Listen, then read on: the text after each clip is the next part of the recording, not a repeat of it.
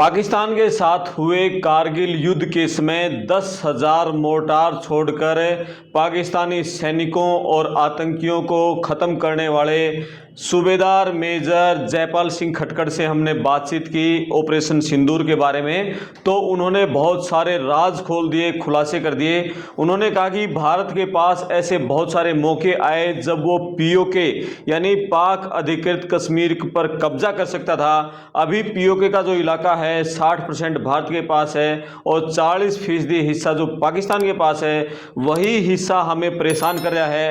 वो ऊंची चोटियां हैं और कारगिल जो विश्व का सबसे भयंकर युद्ध था, जिसमें कि चोटी पर, बर्फीली चोटी पर पाकिस्तान के आतंकी बैठे थे, वहां के जवान बैठे थे सेना के, और यहां नीचे हमारे फौजी थे।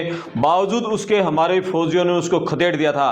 क्या अब ऑपरेशन सिंदूर के समय ये मौका है, हम पीओके को अपने कब्जे में ले सकते हैं? किस तरह के हालात हैं पूरा पीओके के और एलओसी के? क्या वहां को नियंत्रण रेखा पर कोई लाइन है, नहीं है? किस तरह का वहां माहौल रहता है? अभी जो पाकिस्तान और भारत के बीच में जो युद्ध शुरू हो चुका है, उसके बाद के हालात को सूबेदार मेजर जयपाल सिंह खटकड़ किस तरह से देखते हैं? आप वीडियो को पूरा सुनना, पूरी तस्वीर आपके सामने स्पष्ट हो जाएगी और बहुत सारी जानकारी आपको कश्मीर के इलाके के और पाकिस्तान के बारे में मिल जाएगी। मैं आपका दोस्त कर्मपाल, वीडियो को शेयर करें, चैनल को सब्सक्राइब करें। बात करते हैं। देखिए, जो आतंकवादी हैं ये मतलब कभी भी सुधरने वाले नहीं है, मेरे को लगता है। अगर इनका पूरी तरह से सफाया हो जाए तो अपना आप ही सुधर जाएगा जी। और पूरी तरह सफाया करने के लिए हम कई बार इनके मौके गंवा चुके हैं। एक तो हमने जो भारत जब पाकिस्तान का विभाजन हुआ 1947 में, बांग्लादेश बना तब नहीं 1947 में, 47 में जी। तो अक्टूबर के महीने में इन्होंने कबायलियों ने आकर के यहाँ पर कब्जे करने शुरू किए थे जी। काफी लूटमार की और एक मतलब जो युद्ध छिड़ा था वो पूरे इन्होंने तकरीबन कश्मीर के ऊपर कब्जा कर लिया था। तो फिर राजा हरि सिंह जो होता था, उन्होंने रिक्वेस्ट की अपने पूर्व प्रधानमंत्री जवाहरलाल नेहरू से, तो उन्होंने अपनी सेना भेजी। सबसे पहले ये अपना सिख और कुमाऊं रेजिमेंट गई थी और सबसे पहले श्रीनगर का जो एयरपोर्ट था उसको छुड़वाया था कबालिनों के कब्जे से। और उसी के अंदर अपना मेजर सोमनाथ शर्मा शहीद हुए थे, जो कि आजाद भारत का सबसे पहला परमवीर चक्र विजेता है। उसकी यादगार भी बनी इसके श्रीनगर एयरपोर्ट के पास ही। कभी जाओ तो वहां पर एक सलूट जरूर करके आना उसको। और उसके बाद में ये लड़ाई चलती रही और 60% इलाका अपनी फौजों ने कबालियों से मुक्त करवा लिया। लेकिन जो 40% बच गया, उसके लिए रिक्वेस्ट भी की थी फौज के अफसरों ने कि हमारे को 4 सप्ताह का समय दे दो, हम इसको भी ले लेंगे। लेकिन उस समय के प्रधानमंत्री जवाहरलाल नेहरू ने 1 जनवरी 1949 को बगैर किसी से पूछे, बगैर कोई कॉन्फ्रेंस मीटिंग किए और सीज फायर कर दिया, जिसका अंजाम ये हुआ कि 40% जो कश्मीर का इलाका है वो पाकिस्तान में चला गया और 60% हमारे पास है। अगर उस दिन ये कार्रवाई मतलब पूरा कश्मीर ले लिया होता तो आज ये दिन नहीं देखने पड़ते। तो पहली गलती तो यहाँ पर हुई है। और उसके बाद में भी जैसे कारगिल युद्ध हुआ था 99 में, मैं उसमें मोबाइल फायर कंट्रोलर की ड्यूटी कर रहा था और 10,000 राउंड मोर्टार के मैंने फायर करवाए थे।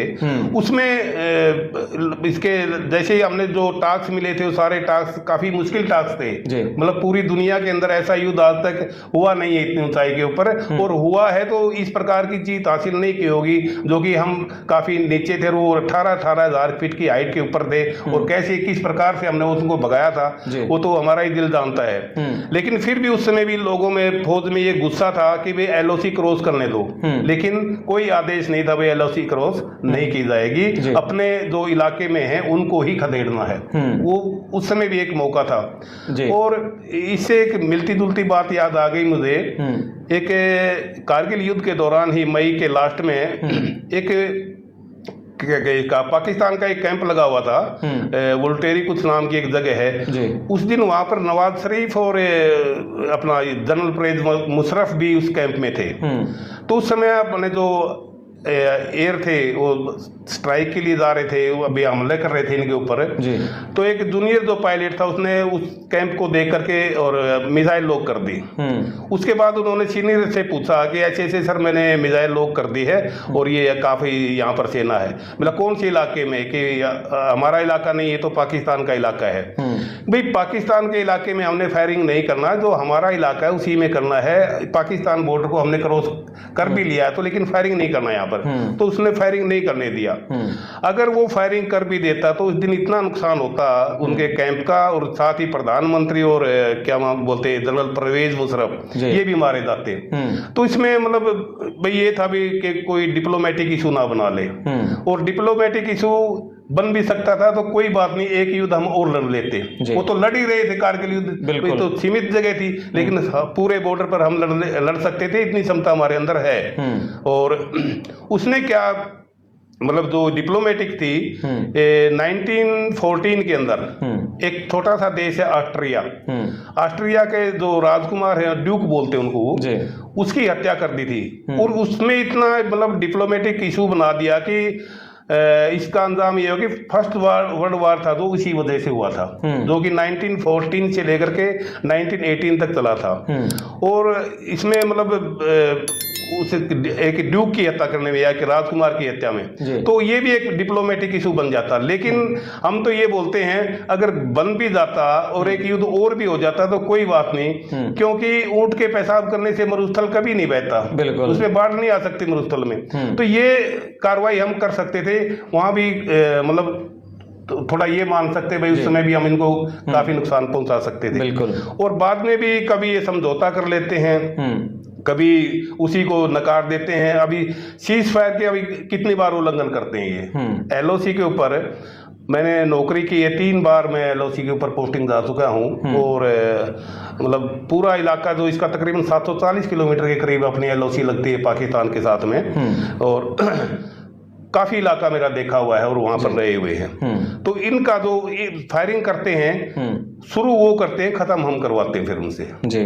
और इनका मकसद जैसे होली है, दिवाली है, बगैर किसी बात के ये फायरिंग खोलते हैं। जैसे क्रिकेट मैच है हिंदुस्तान पाकिस्तान का, फायरिंग होगा ही होगा चाहे कोई भी जीतो। तो वो शुरू जैसे वो कर रहे हैं, मान लो ज्यादा हाइट्स के ऊपर बैठे हुए हैं, वहां तो जो हमारे पोस्ट नीचे वहां ज्यादा फायरिंग करेंगे, लेकिन हम जहां पर हाइट है उनके नीचे जो पोस्ट पर हैं उनके ऊपर हम उनको ज्यादा नुकसान करके और तब उनका मुंह बंद करवाते हैं। आपने 10,000 मोटार छुड़वाई उस समय? बिल्कुल बिल्कुल कारगिल के समय। हाँ जी। ये कल रात को किस तरह से, कौन से पायलट उसका जहाजों का, कौन से हथियारों का क्या इस्तेमाल, कितनी मिसाइलों का हुआ? ये तो एयर का इस्तेमाल हुआ था साहब। इसमें कुछ तो अपना नेवी का इसमें वो था, जो शिप वार होते हैं उससे उड़ान भर के किया है 4 जगह तो, और 5 जगह ये नजदीक जो एयरबेस थे। अभी ज्यादा किस कहाँ से किया, कैसे किया, इसके बारे में जो टॉप सीक्रेट होते हैं इसके बारे में बात नहीं करेंगे हम। और बाकी मिसाइल जो स्कैल्प मिसाइल थे वो इस्तेमाल की गई है, और इसमें क्या ये मिसाइल क्या है उनके रडार में नहीं आई। बिल्कुल। तो ये जो पीओ का इलाका है, पाक अधिकृत कश्मीर, जो उसने कश्मीर के इलाके जो पाक ऑक्युपाइड कश्मीर, तो वो इलाका गढ़ बना हुआ है आतंक का आज के दिन। वो इसने गढ़ बना रखा है क्योंकि एक तो एलओसी है वहां पर, जो भी इंटरनेशनल बाउंड्री होती है, जैसे इंटरनेशनल बाउंड्री अपने ये गुजरात, राजस्थान और पंजाब में लगते, कुछ JNK में भी 199 किलोमीटर। इसमें क्या है, हम कितना भी इलाका ले लें या वो लड़ाई में हमारा इलाका ले लें तो लड़ाई के बाद में वो इलाका छोड़ना पड़ता है। एलओसी के अंदर क्या है, आज भी हम किसी, मान लो पाकिस्तान के अंदर कोई पोस्ट है, अगर हमने उसके ऊपर कब्जा कर लिया तो कर लिया, वो हमारा हो गया, वो वापिस नहीं होगा। दूसरी बात, उसमें जो पीएको के लोग हैं वो मतलब इतने शिक्षित भी नहीं है और ना ही इतनी फैसिलिटी पाकिस्तान उनको दे रहा है। तो वो मतलब थोड़े में लालच में या लगा लो या किस प्रकार से बहकावे में आ जाते हैं, और उन्होंने वहाँ पर जो टेररिस्ट है वहाँ ट्रेनिंग कैंप खोल रखे हैं, लॉन्चिंग पैड बना रखे हैं, जो कि हिंदुस्तान में तबाही मचाने के लिए आते हैं और मचाई भी है। तो क्या लग रहा है ये रात को जो कार्रवाई हुई थी, भारतीय सेना इतनी पूरी तरह से सक्षम है कि पाकिस्तान को मतलब दोबारा हरकत करे तो बढ़िया तरीके से नेस्तनाबूद कर दे उसको? इसको जो ये रात को कार्रवाई हुई है, एक्चुअली वायुसेना ने क्या कार्रवाई की है और नेवी की भी इसमें मदद ली गई है। इसमें एक्चुअली भारतीय सेना का कोई वो नहीं था, आर्मी का भारतीय सेना, इंडियन आर्मी, हाँ, थल सेना का।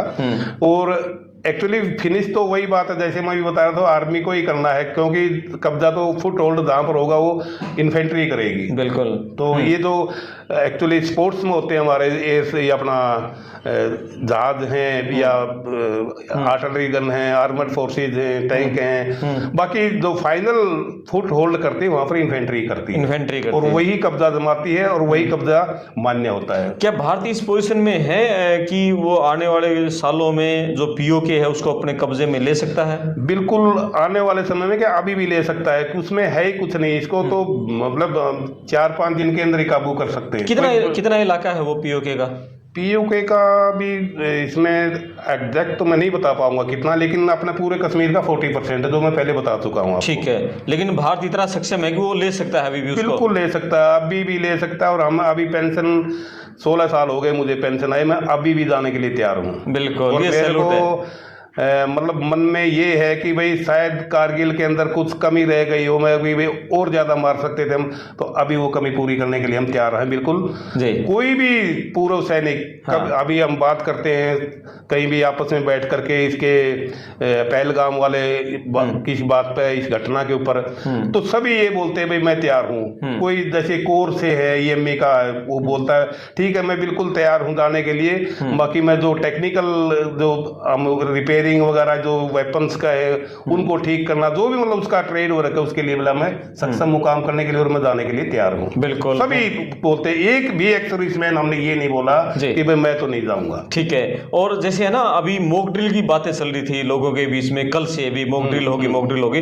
लोग सुबह उठते लोगों को पता चला कि अचानक भी वहां तो ये स्ट्राइक कर दी है और वहां मतलब बम बसा दिए हैं। मॉक ड्रिल की जगह ठोक ड्रिल कर दी पाकिस्तान की अच्छी ठुकाई कर दी, मतलब मॉक ड्रिल नहीं तो ठोक ड्रिल हो गई।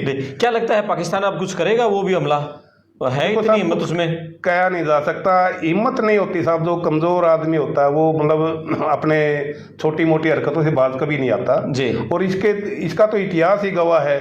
कितना भी इसको देखो 1947 में, 65 में, 71 में, कारगिल 99 में, कितनी बार इसको हरा दिया। 93,000 इसके पाकिस्तानी हमने सरेंडर भी करवा लिया, लेकिन फिर भी नहीं मानता ये। अभी भी कर सकता है, कुछ भी कर सकता है। ऐसे देश का कोई भरोसा नहीं है और पूरा वर्ल्ड इसके मतलब विरोध करता है। इनके नागरिकों का पासपोर्ट दे के भी अलग से ही डील करता है उनको जी, बाकियों की तरह नहीं। इसकी मतलब बिल्कुल डीपली उनकी सर्च की जाती है तब भेजते, क्योंकि विश्वास नहीं है इसका। जिसका विश्वास ही नहीं होता तो वो किसी लायक नहीं होता। यानी अभी आर्मी को और अलर्ट मोड पे रहना होगा उधर कश्मीर में। बिल्कुल अलर्ट मोड में तो रहती ही है 24 घंटे, इसमें कोई शक नहीं है कि भाई वो ढीली पड़ गई कभी भी। वो 24 घंटे अलर्ट मोड में रहती है, अभी भी रहेगी। और ये जो हमला हुआ है, इस टाइप के हमले जारी रहने ही चाहिए। अच्छा, हाँ, ये हमले रहने चाहिए, बिल्कुल जारी रहने चाहिए। बल्कि इसको बोलते हैं कि प्रोफिलैक्टिक फायर, जिसमें मतलब इरेगुलर पैटर्न से इनके ऊपर फायर किए जाएं। मतलब जैसे आज कर दिया, 1 महीने तक नहीं किया, 2 दिन बाद फिर कर दिया, फिर कभी कंटिन्यू कर दिया, कभी रात को कर दिया, कभी दिन में कर दिया।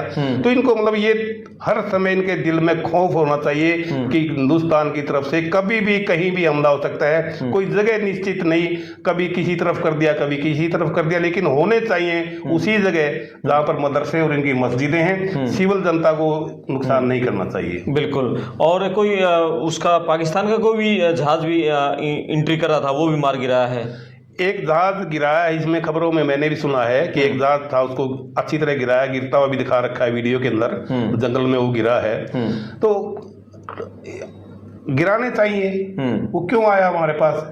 और हमारे जो कार्रवाई कर रहे हैं उसके अंदर इंटरफेयर करेगा तो उसको गिराएंगे। बिल्कुल। क्या क्या है मतलब ये तो युद्ध है, देखो युद्ध तो मतलब नुकसान ही है, इधर का भी नुकसान है उधर का भी नुकसान है ये, लेकिन ये आतंक को भी खत्म करना जरूरी है।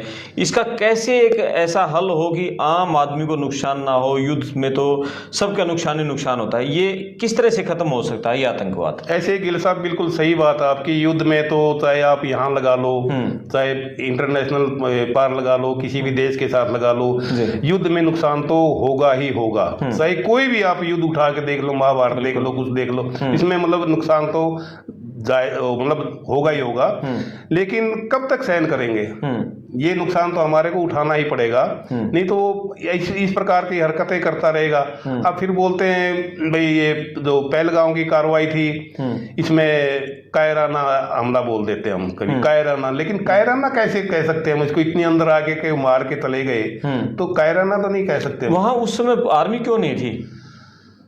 उस समय देखो जो एक्चुअली जो वहाँ पर टूरिज्म सेंटर है तो वो कश्मीर में इसका जो भी टूरिज्म से इनको इनकम होती है वो तो कश्मीर स्टेट को होती है। तो कश्मीर की जो गवर्नमेंट है उसकी जिम्मेवारी थी उन पर्यटनों को सुरक्षित रखना। एक्चुअली तो हम सही मायने से देखें तो उसकी भी तो जिम्मेवारी भाई, यहाँ पर 3,000 3,500 2,500 जितने भी पर्यटक आते हैं और उनकी सुरक्षा करने की जिम्मेवारी गवर्नमेंट की होती है और होनी भी चाहिए। जेके पुलिस नहीं थी वहाँ? हाँ नहीं, कुछ नहीं था, होनी चाहिए थी, होनी चाहिए थी। और आर्मी भी होती तो अच्छी बात थी। पहले बोलते हैं कि थी लेकिन बाद में हटा दी तो उसका रिजल्ट ये मिल गया। उसका रिजल्ट मिल गया। अगर होते तो वो नहीं कर सकते। दुखदाई रिजल्ट आया उसका हटाने का। बिल्कुल। शायद ऐसा होते तो शायद ऐसा नहीं होता, नहीं होता, बिल्कुल भी नहीं होता। अगर वहाँ आर्मी होती तो नहीं होता, पुलिस भी होती तो भी नहीं होता, वो भी अपनी ड्यूटी सही करती। लेकिन वहाँ पर कोई सुरक्षा के इंतजाम थे ही नहीं और उन्होंने रेकी वगैरह भी अच्छी तरह से की होगी। किसी का अपने हो सकता कोई अपना JNK का ही बंदा उन्होंने अपने उसमें कर रखा हो, तो उन्होंने जो मौका देख करके जो कार्रवाई की है और थोड़ी देर नहीं की है, 25-30 मिनट तक ये कार्रवाई की है। धर्म पूछ करके लोग मारे हैं, मतलब बहुत ही बेरहमी से उन्होंने ये कार्रवाई को अंजाम दिया है। और आप तो लंबे समय उस इलाके में रहे हो, ऐसे कहाँ वो छुप गए होंगे उस बैसरण घाटी में, उसको अंजाम देकर वो पकड़े नहीं गए आतंकी? देखिए जो बैसरण घाटी के अंदर तो 6-7 उग्रवादी थे, वो अंजाम दे करके पाकिस्तान की तरफ ही गए होंगे। और वो तो बहुत ऊंची लंबी बहुत ऊंची पहाड़ियां हैं, ऊंची पहाड़ियां हैं और ऊपर बर्फ है।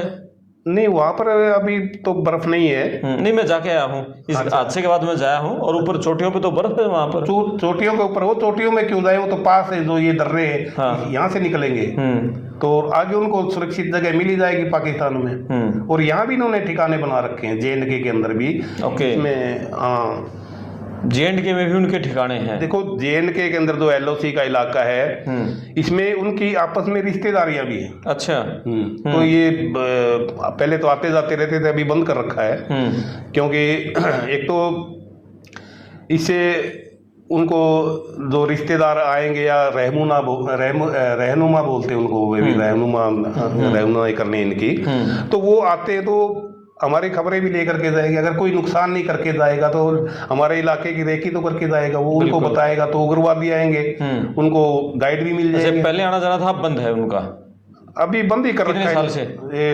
जब से ये अपना सीज फायर हुआ है या कारगिल के बाद से, तो चोरी छुपे तो अभी भी आते जाते हैं वो। अच्छा। हाँ जी, लेकिन पूरी तरह से अभी भी नहीं है बंद?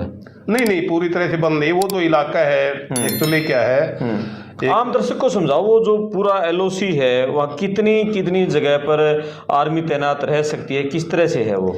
देखो जो ये अपना एक तो इंटरनेशनल बाउंड्री जो मैं पहले बता चुका आपको, गुजरात में, राजस्थान, पंजाब और थोड़ा इलाका JNK का है। वहाँ से एक संगम जगह है, संगम पोस्ट है जोड़िया के पास, वहाँ से LOC शुरू हो जाती है। संगम का मतलब वही हो गया, अभी 2 जगह मिल रही है, IB और LOC, और ये तकरीबन 740 किलोमीटर की दूरी है। इसकी जो टेरेन है वो कुछ दूरी तक तो प्लेन है, उसके बाद में सेमी माउंटेन है, फिर माउंटेन है अल्टीट्यूड तक ये जाती है जी। इसमें कोई ना तो फेंसिंग है, ना ही कोई इसमें दीवार है कि भाई ये बॉर्डर इसका है, ये हमारा अच्छा, है। फेंसिंग भी नहीं है? नहीं, वो सिर्फ लैंडमार्क से दर्शाई जाती है। लैंडमार्क मतलब भाई ये भाई नाले का मोड़ हो गए, यहाँ से ये नाले के हिसाब से चले गए, आगे कोई रिज लाइन हो गई, इस टाइप से ये एलओसी होती है।